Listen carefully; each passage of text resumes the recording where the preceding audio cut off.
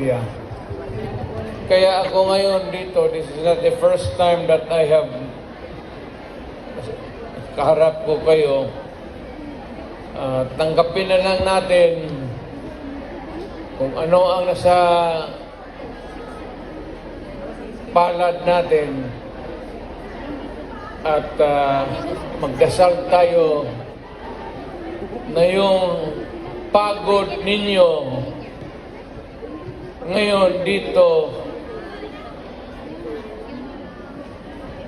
ang makinabang ang mga pamilya ninyo at ang mga anak ninyo.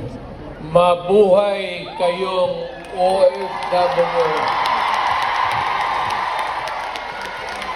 Kaya yung lahat ng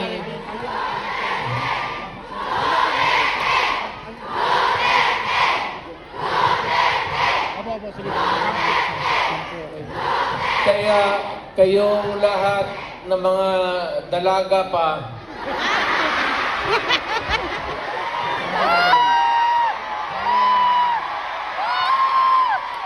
ilan pa kayo?